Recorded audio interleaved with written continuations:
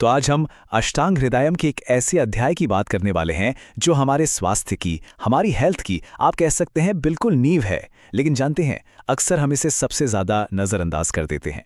जी हाँ, आज हम समझेंगे 8वें अध्याय मात्राशीथीय अध्याय को।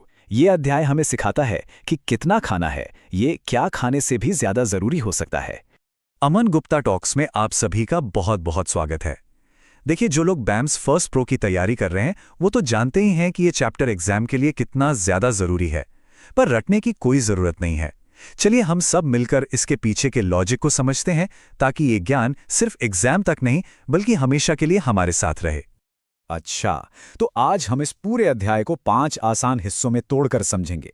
सबसे पहले हम बात करेंगे खाने के सबसे बड़े, सबसे आधारभूत नियम की। फिर हम देखेंगे कि भारी और हल्के भोजन की मात्रा उसे कैसे तय करना है। और फिर जानेंगे कि ज्यादा खाने के परिणाम कितने खतरनाक हो सकते हैं। उसके बाद खाने का सही तरीका क्या है, और आखिर में खाना खाने के बाद क्या करना सबसे जरूरी है। तो चलिए शुरू करते हैं। सबसे पहले इस अध्याय की आत्मा को समझते हैं, यानी आहार का मूल सिद्धांत, क्योंकि सब कुछ यहीं से शुरू होता है। देखिए, आचार्य वाग्भट ने ना एक ही श्लोक में पूरे अध्याय का सार दे दिया है। और हाँ, ये वाला श्लोक तो एग्जाम के लिए बहुत बहुत जरूरी है। वो कहते हैं मात्रा शीस्यात्, मतलब हमेशा सही मात्रा में खाओ। पर सवाल ये उठता है कि ये सही मात्रा है क्या? तो उसका जवाब भी आगे है। आहार मात्रा पुनरग्नि बलापेक्षिणी, मतलब ये पूरी तरह से आपकी अपनी जठराग्नि, आपकी डाइजेस्टिव फायर के बल पर डिपेंड करती है। आपकी अग्नि ही आपका, कह लीजिए, आपका नापने का पैमाना है। तो इसका मतलब क्या हुआ? मात्रावत आहार का मतलब ये नहीं है कि आप किलो या ग्राम में तौल कर खाएं। नहीं, इसका सीधा सा मतलब है, क्या आपकी पाचन शक्ति, आपकी जठराग्नि उस भोजन को आसानी से पचा सकती है? अगर जवाब हाँ है, तो बस वही आपके लिए सही मात्रा है। सोचिए, ये कितना पर्सनल और कितना लॉजिकल कॉन्सेप्ट है। तो हमारा शरीर हमें बताता कैसे है, सिग्नल कैसे देता है? आचार्य वाग्भट ने इसके बहुत ही प्रैक्टिकल लक्षण बताए हैं। जरा सोचिए, क्या खाना खाने के बाद पेट में पत्थर जैसा भारीपन लगता है, या फिर दिल पर कोई दबाव महसूस होता है?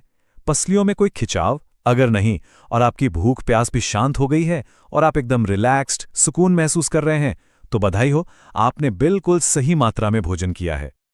अब ये सिद्धांत सुनने में तो बहुत आसान लगता है ना, पर असल जिंदगी में इसे अप्लाई कैसे करें?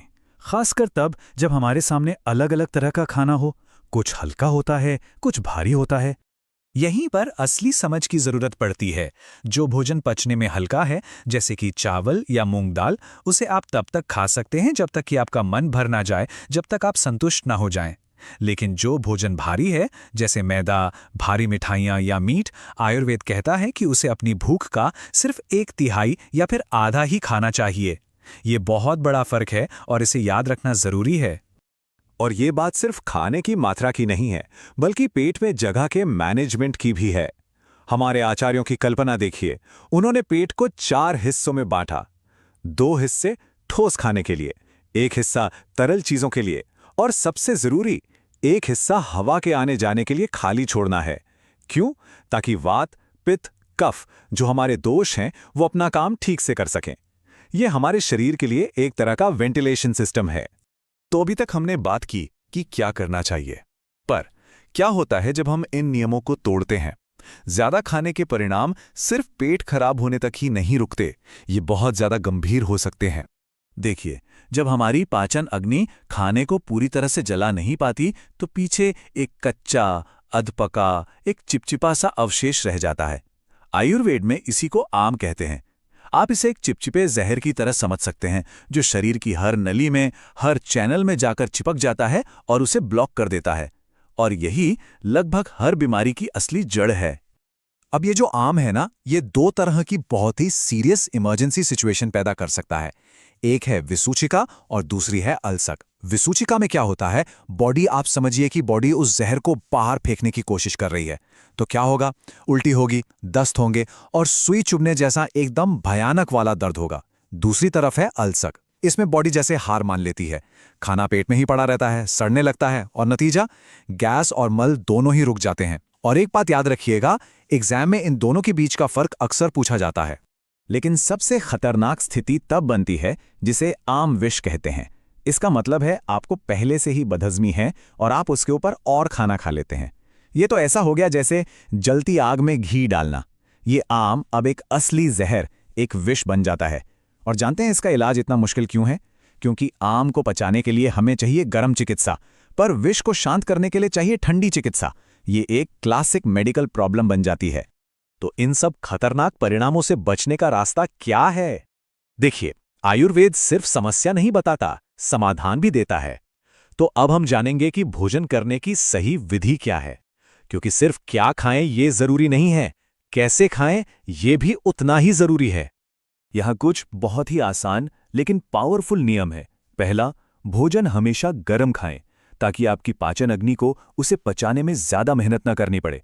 दूसरा, खाने में थोड़ा घी या तेल जरूर हो ताकि शरीर में रूखापन ना बढ़े। तीसरा, पूरा ध्यान खाने पर हो, मोबाइल पर नहीं। ना तो जानवरों की तरह बहुत जल्दी जल्दी खाएं और ना ही इतना धीरे कि खाना ठंडा हो जाए। और सबसे बेसिक बात, खाने से पहले हाथ, पैर और मुंह धोकर एकदम शुद्ध होकर बैठें। पर कहानी यहीं खत्म नहीं होती। खाना खाना एक पूरी प्रक्रिया है और इसका आखिरी चरण भी उतना ही महत्वपूर्ण है। तो चलिए देखते हैं कि भोजन करने के बाद क्या करना चाहिए। पानी पीने का समय, ये सब कुछ बदल सकता है। ये बहुत ही इंटरेस्टिंग है। अगर आप खाने से ठीक पहले पानी पीते हैं तो ये आपकी पाचन अग्नि को मंद कर देता है और इससे शरीर पतला होता है। खाने के तुरंत बाद गटागट पानी पीना ये कफ को बढ़ाता है और मोटापे को दावत देता है। तो सबसे अच्छा तरीका क्या है? खाने के दौरान बीच बीच में घूंट घूंट करके थोड़ा पानी पीना। ये शरीर में संतुलन बनाए रखता है। और आखिर में ये है क्या ना करें की लिस्ट। देखिए, खाने के तुरंत बाद शरीर की सारी ऊर्जा, सारी एनर्जी पाचन में लगी होती है। उस समय कसरत करना, लंबी वॉक पर जाना, बहुत ज्यादा बोलना, नहाना या फिर मैथुन करना, ये सारी चीजें पाचन की प्रक्रिया में रुकावट डालती हैं। शरीर को अपना काम करने के लिए थोड़ा समय और शांति देनी चाहिए। तो हमने ये सब समझ लिया। ये हजारों साल पुराना ज्ञान है। लेकिन सबसे बड़ा सवाल ये है कि आज की हमारी इतनी तेज रफ्तार वाली जिंदगी में, जहां हर चीज के लिए समय कम है, हम इसे असल में प्रैक्टिकली अपनी जिंदगी का हिस्सा कैसे बना सकते हैं? ये सोचने वाली बातें हैं ना? इस सवाल का जवाब हम सबको मिलकर खोजना है। आप इस ज्ञान को अपनी जिंदगी में कैसे लागू करते हैं या आपको क्या चुनौतियां महसूस होती हैं? अपने विचार नीचे कमेंट्स में जरूर बताइए। और अगर आप किसी और आयुर्वेदिक विषय को इसी तरह आसानी से समझना चाहते हैं तो वो भी मुझे जरूर बताएं। अगर आपको ये कोशिश अच्छी लगी तो इस ज्ञान को आगे फैलाने में मेरी मदद करें, लाइक, शेयर और सब्सक्राइब करके। बहुत बहुत धन्यवाद।